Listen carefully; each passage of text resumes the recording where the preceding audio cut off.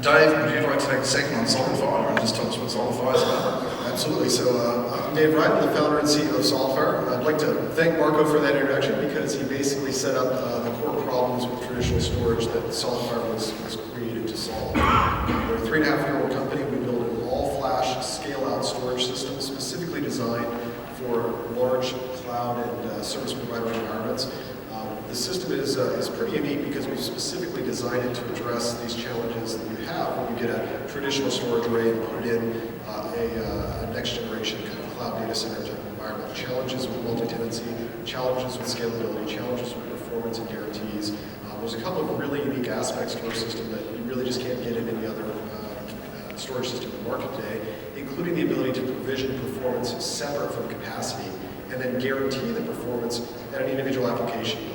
So rather than provisioning capacity and taking a best guess on performance, you can actually provision and control, and in the service provider scenario, actually sell that performance and put SLAs around it, and that's very transformative.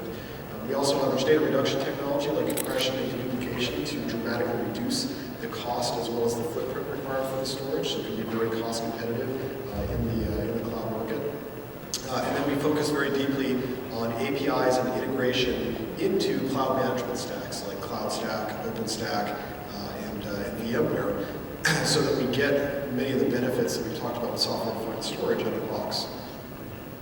Okay, thanks, Dave. So wanted to open up, there's something in the room, and there's an elephant in the room, which is, of course, the news story in the last 2 weeks of Nirvana's fail. And the impact of that, so I'm going to just ask across the three of you, what is the impact of Nirvana's fail on cloud storage, on vendors like yourselves, on the business?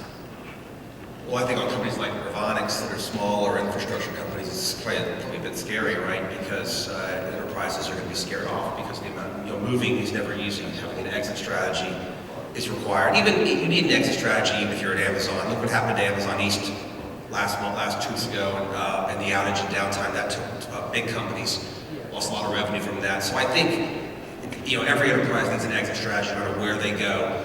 But to have a 2-week deadline, I thought was shocking, concerning. Yeah, I think it's certainly unfortunate how that situation came down and was handled. I think the actual failure of the company says more about their business model, the commoditization in a world where service providers are getting richer and richer offerings, and obviously the pure play cloud guys have a wide variety of services to go with the storage piece of it. And I think it really talks to the need to look at differentiation beyond commoditized compute and storage, and what service providers can do to really stand out, establish themselves, and be able to charge a premium price in the marketplace, as opposed to playing the race to the bottom. So we think it was the business model that was the flaw there? It's hard to say. Obviously, they haven't said there, but I certainly know between the business model and technology, there are some real challenges that they faced. And it's not surprising at the end of the day that they weren't able to compete with the Amazons and Microsofts and Googles of the world in something that is really about cost and scale at the end of the day. We're talking about capacity optimized storage. And when we wrote about it, we talked about the CapEx investment that they put up front.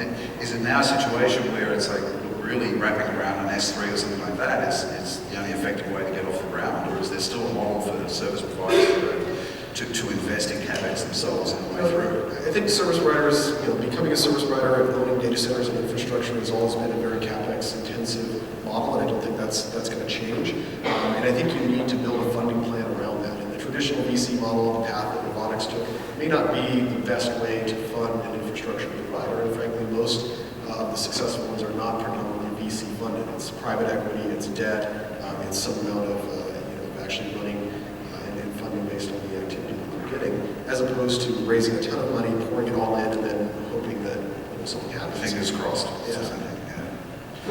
So, okay, so let's move on from the bad news to the good news in the sense of, so if we're looking at storage now, we've seen you both have very unique architectures and approaches.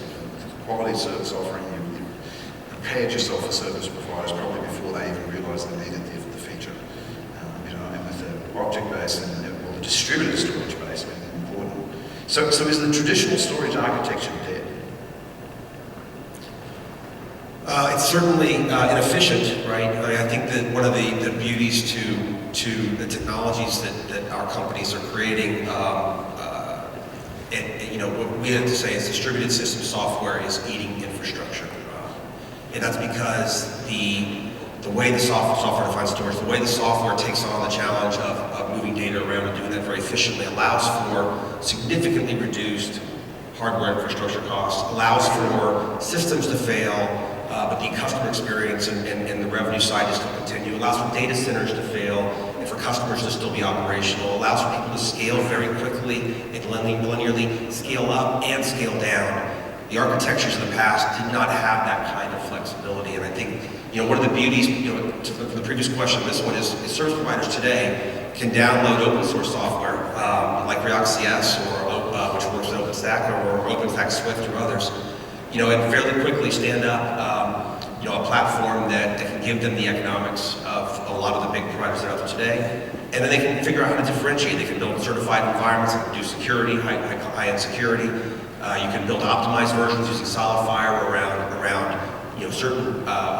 super ultra low latency scenarios. And customers will pay a premium for that. And one of the problems I think Nirvonics had and some of the storage vendors had, they're trying to all compete with the same thing, which is cheap, basic, blah, object storage. And there's a lot of examples of companies who are going to use Amazon S3, realize that in the scenarios they're using it doesn't perform well, and the challenges of those costs, and they need alternatives. And I think this is the great chance to take new technologies and differentiate and compete. Yeah, and I would, I definitely echo that. I mean, traditional storage architectures aren't dead, but when you talk about next generation cloud data centers, I think they're dying very quickly. And the reason is that cloud computing has really set new expectations for people when it comes to infrastructure. They expect it to be dynamic. They expect it to scale up and down on demand. They expect to get consistent performance. They expect unlimited uptime. And those are not things that you traditionally had in a traditional data center environment and on a traditional SAN storage array. Those just weren't the same expectations. And so the level of expectations has changed. The introduction of flash into the storage market has dramatically changed both the capabilities as well as the performance profile of the systems. And so all of this has caused kind of this shift in the market where there's a lot of confusion, there's a lot of great technology being built, and there's questions about what the end result is going to look like. Is it going to be converged? Is it going to be scale out? Is it going to be PCI? There's all these technologies out there as people try to kind of sort through how to leverage these technologies, particularly in cloud environments. But it's very clear the traditional model is on its way out. So Tim, I wouldn't, from my point of view, I would say that a lot of legacy vendors, I'm glad to hear me say it, that the traditional storage architecture in the enterprise isn't necessarily dead and may still be here in 10 years' time. But the word cloud is such a vague, overused word. The cloud wouldn't exist without software-defined storage and these new architectures. That is actually, we wouldn't have Amazon data centers. We wouldn't have the buzzword cloud if it wasn't for these new architectures. So within public data centers, yeah, absolutely, the traditional architecture was never going to fit, and we wouldn't have these data centers with traditional architectures. For the enterprise, not necessarily, so I would argue. I think the key thing here, and this is going to be a slower process in the enterprise, what's going on in the public cloud is now setting the bar for internal enterprise IT. And the scale, the ability to rapidly deploy services, the availability and other things, and not to mention the price of the public cloud is driving new pressure on the internal enterprise IT to deliver those same capabilities. And I think as that pressure grows, they're going to confront the same problems with the legacy technologies, whether it's on the network side, storage side, compute, and they're going to be forced to adopt these things, or else they're going to find their users are suddenly Amazon customers and not internal IT customers. So this is starting to sound a little bit, I've got the grey hair dating back to the mainframe, but the mainframe, it's not that the mainframe died that it specifically went away, but it's now in a tiny corner of the data center and it does a very specific purpose, and the rest of the data center is something else. Is that what you think the new architectures will be? That will be as a dominance of? Yeah, compared to the mainframes, but it is, I think one of the things we're seeing happen very quickly in the market is a need to build optimized configurations and solutions for use cases. It's becoming a fit-for-purpose world, right? So how do you build, a great digital media archiving and streaming service now, right, that scales very quickly? CNN.com uses our database to scale CNN.com during breaking news. You may not know, but every time there's breaking news on their site traffic doubles every 2 minutes. But they use our object storage version for video on demand and pumping up the content they can feed through mobile. In both scenarios, whether it's CNN or any other company, they're looking to squeeze out better latency, faster performance, and obviously cost. And I think, I know that company and others are using their own infrastructure and they're using public cloud. And I think a public cloud operator that can show a solution that can spread data out across 7 centers to achieve what we call data locality, so that localized users get data faster, will win. And BestBuy.com is another example of one that uses their own data centers. They use our software Wright for their homepage and their product configurators and things, but during seasonality, during product launches, they spike up to Amazon, spike back down. And that's an e-commerce example. And so I think there's a real opportunity to build use case tuned, and SolidFire does this as well with its performance tuning, use case tuned, in some cases cost, in some cases latency, infrastructures that leverage multiple data centers, that leverage high-speed networking, that leverage the hardware and the fast IOPS to get premium price. So with the big guys, they spent the last couple of decades creating an environment of, hey, we've got a box that will do everything we need. And, and they're not going to sit down necessarily taking it. So, as I look at the larger players, is there an impact from maybe some of the general players, like Cisco moving into storage, Cisco acquiring Hooktails at different premise? They've been pretty successful moving from networking into server. Are they going to be just as successful moving into storage?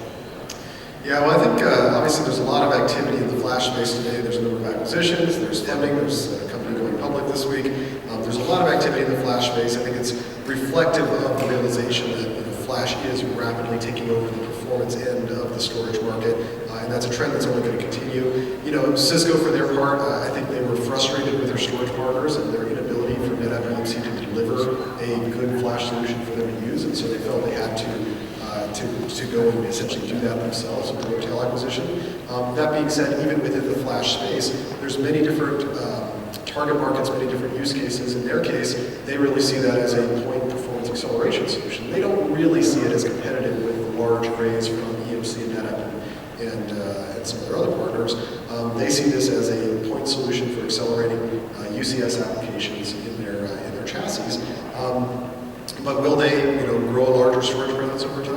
I think the vertical integration in the IT industry obviously, has continued to grow over time. Everybody has kind of built compute, storage, networking pieces, and I think there's a certain appeal of that, particularly to smaller customers, to have the comfort level of buying everything from one partner. That being said, we particularly see in the service provider and cloud environments, there's a desire to build best-of-breed systems. There's a desire to optimize different parts of the architecture and infrastructure depending on the needs and the specialties of that service provider. And a one-size-fits-all cloud-in-a-box solution is probably not right for most of these infrastructures. Okay. So talking about solid state for a second then. Tim, what's the lay of the land? So, Dave was just saying, there's acquisitions going on, there's people, a company that's been going IPO for sort of 5 years finally seems to have filed some paperwork.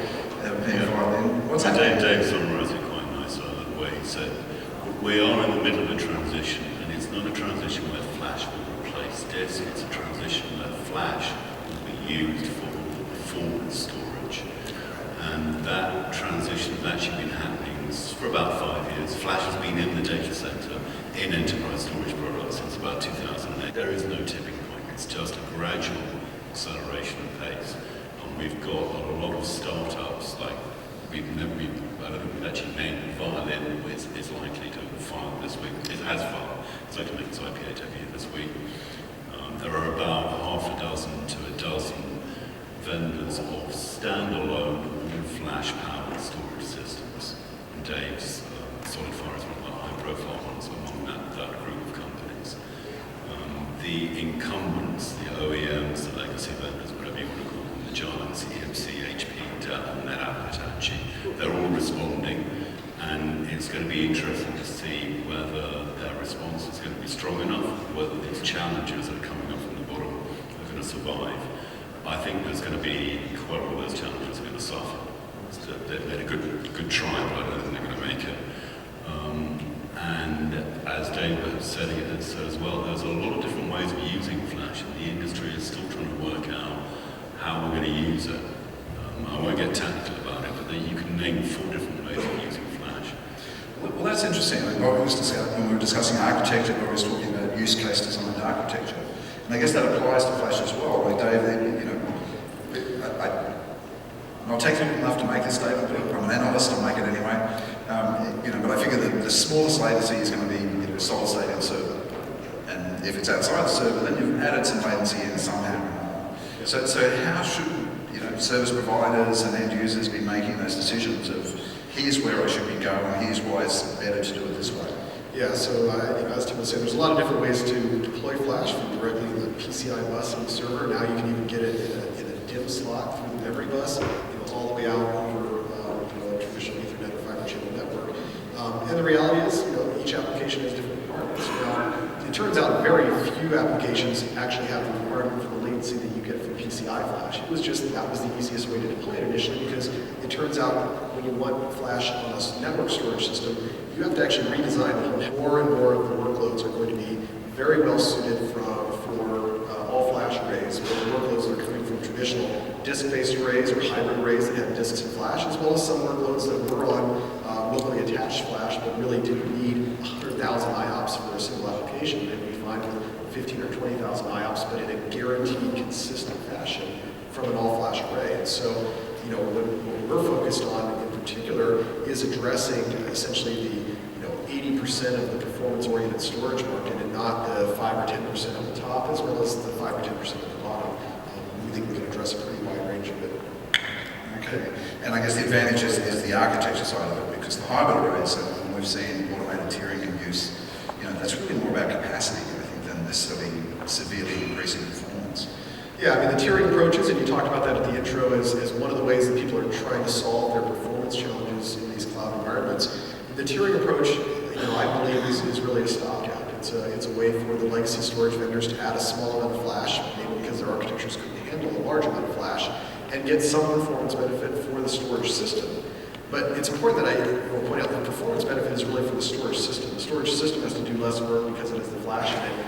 Applications may or may not run faster from that flash, and particularly in a cloud or a multi-tenant environment, what it needs to each application when you add flash in a hybrid storage system is hard to say. It's not going to be consistent. It's going to change over time. That storage system is going to move data around based on what it thinks is happening, not necessarily based on what your SLAs are to the application.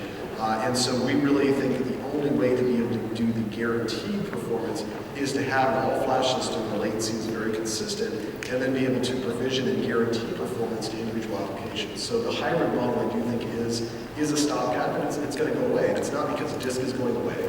It's because flash-optimized performance storage systems can get to the economics of a hybrid storage system, and a capacity-optimized storage system is going to have a different architecture, as you talked about.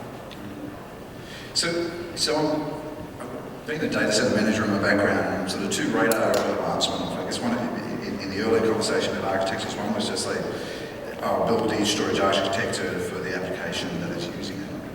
And to me, that sounds like the old islands of storage of like, oh, hang on, now I've got this and that and the other thing, and it's not necessarily taking application lifecycle into account that, you know, it's really hot now, but in 3 years' time it's cooled off and another application is hot. So I guess where I'm heading with it is I'm trying to work out what to own and what to architect. So if we talk about open source for a second, like of that storage infrastructure stack, how much should I own? What should I accept as proprietary, and what should not be? You mean on the software side?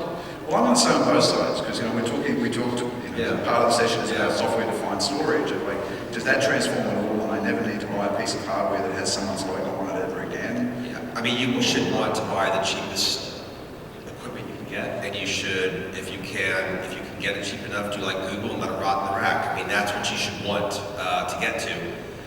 Reality is, in certain situations, let's just take a couple use cases. Let's take the Amazon use cases. Glacier, the long-term data archival service. S3, sort of the semi-fast latency, but general service. And say like DynamoDB database, or the relational service, or others. All of those have different expectations, right? On the Glacier side, you would want the cheapest stuff you could get, right? That SATA or whatever is the cheapest, and you would not want to worry about the server in the rack, and you want the software to strip the data out to give you the availability, and you're done. In the S3 case, that's not quite the same. There's some predictable access that the customers expect. There's some differentiating. And then in the case of the performance side, where you've got applications and mobile devices that are consumers that are waiting for quick responses, every microsecond is a customer experience and is revenue. And I do think they are all different. But our view of it is we're an open source company. We believe in communities of users building out and helping make the software better.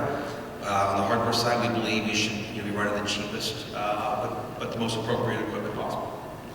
So, Marco, so the first part of the question about the islands of storage and specialized architectures versus general purpose architectures, I think that it's one of those things where, if anything, folks are trying to get away from having to have different storage architectures and different storage systems for every single application. That is a significant problem. Part of the promise of cloud infrastructure is, look, I've got a big pool of storage and I just consume it as my applications need it. Now, realistically, I don't think that means you end up with one storage system, but I do think you can get to the point where eventually you have two storage architectures, one that's capacity optimized and one that's performance optimized. But the key there is that even within the performance optimized system, you have to be able to provision and control and guarantee the performance. It's not enough to say, I have a performance storage system and it's fast, because if you still have noisy neighbor problems, if you still have inability in a service provider context to monetize the performance and charge customers based on what they're consuming, then it really isn't a good solution. You're going to be forced back into okay, I have to isolate customers on separate storage systems to eliminate noisy neighbors. I have to sell different media. I have to sell SAS and fiber channel and flash tiers so that I can monetize it. So it's not good enough to say I have a performance storage system, and that handles all my performance storage. You have to have that control of the performance in order to monetize it. But beyond that, there will always be some storage architecture that, from a performance perspective, is ideal and better than maybe a more general purpose storage system for a given application. Most applications, it's the TCO that's actually the most important thing. And these days, as we've heard in many of the panels, it's really about the speed of delivery. How quickly can I deploy this? How quickly can I iterate it and change it and grow it and scale it? And if you have to build and rebuild your storage architecture every time you want to deploy a new application, a new use case, or scale an existing architecture, that's just not practical. And so you really have to get a balancing act between having something that's general purpose enough to encompass a wide range of use cases, but still has the control to give each application the performance it needs. So you brought up along the way that this is a margin game to some extent. That the service providers, hosting providers are trying to work out how they can eke more and make an offering for their clients that's effective and differentiated. So I'm thinking about licensing. I'm going to talk about licensing for a second. I've had two great conversations in the last few weeks that prepared me for this session.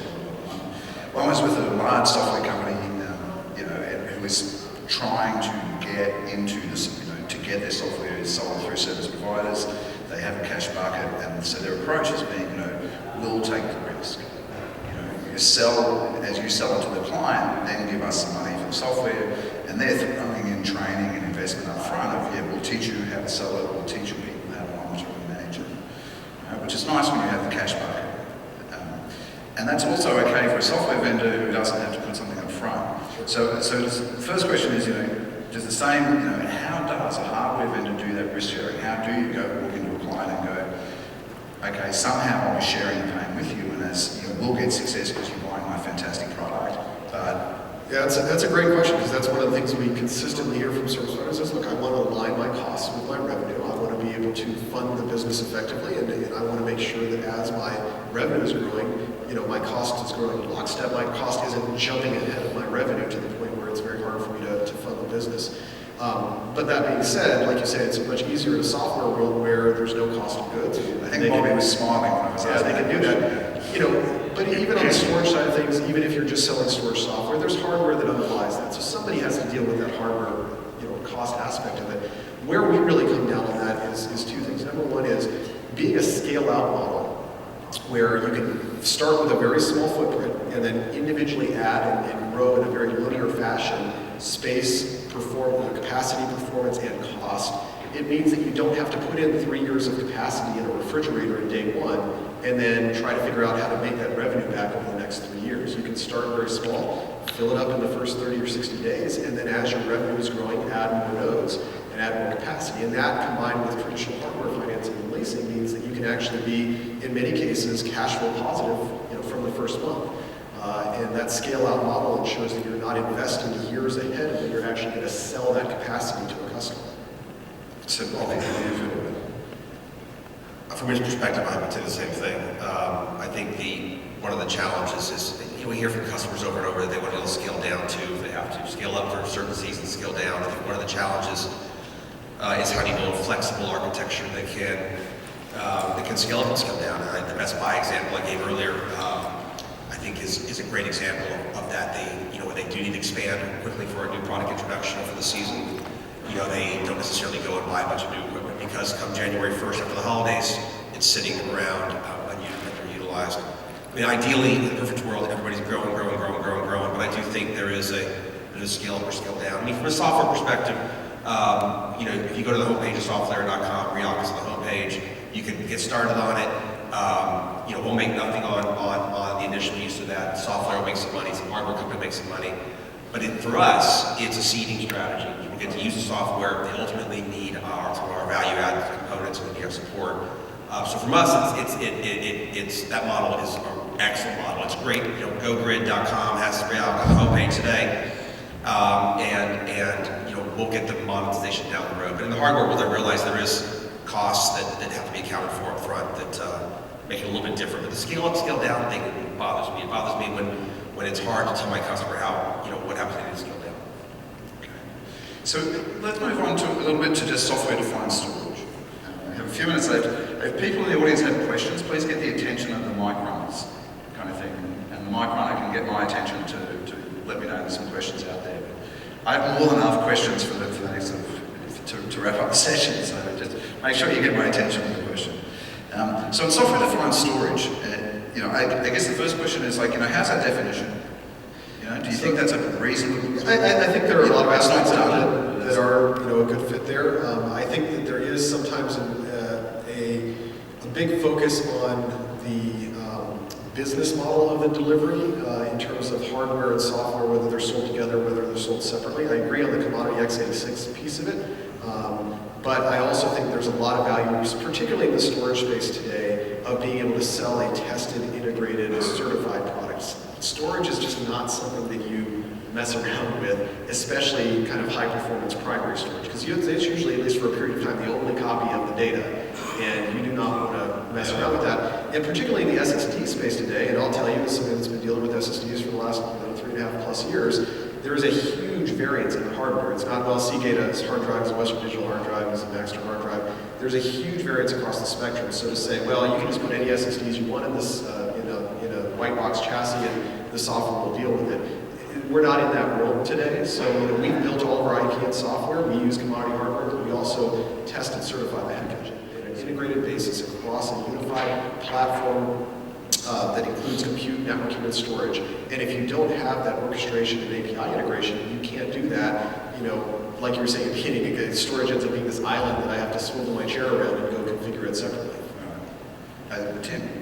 I was just going to say exactly the same, that although I'm not a fan of the software-defined storage expression. I think it's a little bit of a buzz phrase, but I was definitely going to agree that even if all the technical cleverness of the IP, the intellectual property is in the software, customers do not want to, quite often, when they man in some object cases, they want to buy a package of software and hardware. And it's not just because of the difficult, another point was that you want one throat to choke for support. So although software-defined storage is it's a real thing and it's a buzzword, people actually want to buy software-defined storage when it's already installed on hardware. So, yeah. Okay. So we have a question out here. Okay. Michael Dilzer with American Airlines. Two aspects. On long-term cloud storage, what I'm looking for is 2 different cloud vendors I can subscribe to and put content in that will live for the next 70 years. So it's long-term revenue for somebody, but the issue for me, and I think Mr. Vonix was the recent example of a group going under. Before that, there was another storage vendor that again went under, and only had about 2 weeks worth of notice. If you go back long enough, you had Enron trying to get the storage business, and again, it went out pretty quickly. So for me, where I have requirements to store records like on planes, a plane may be flown for 70 years past its manufacture date. We're not going to fly them that long. We have to sell them to somebody, or the people we lease them from are going to have to sell them to somebody. I have to maintain those records for the life of that plane.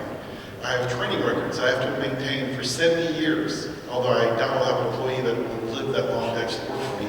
But it's part of the union contract. So I have requirements like that. And for me to protect it, I need to put it in 2 different clouds using 2 different technologies because I need to protect the risk of data rot over a long period of time. And getting back to the software-defined networking or computing, the issue for me is interoperability. So I can have one cloud stack that can talk to a Terramark or Amazon or SoftLayer or some other group and be able to use the same vocabulary to make a copy, make a mirror, a snapshot, the ability to provision, deprovision. That for me is one of the things I have to kind of work through. I think that's a great question and great comment, Terry, as well. So I mean, the way we view it is ideally, the S3 API becomes the standard interface to publicly available spec. We try to, in our version of our software, adhere to this S3 API. We also recently added the Swift API. We may add another one. What you can do, for example, is you can point some of your data at Amazon S3. You can stand up a React CS inside your own center with an S3 API or another piece of software, the same thing. Or another provider, like a data pipe has this today, or Tier 3 hosting, they've got it. And the way it should work is you define what data goes where. You can put it in more than one location, but you're going through with the same commands to every different center, different location.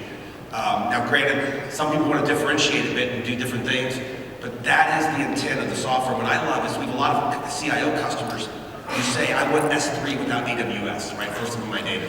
So they pull up React CS on a commodity equipment, put it in their own infrastructure.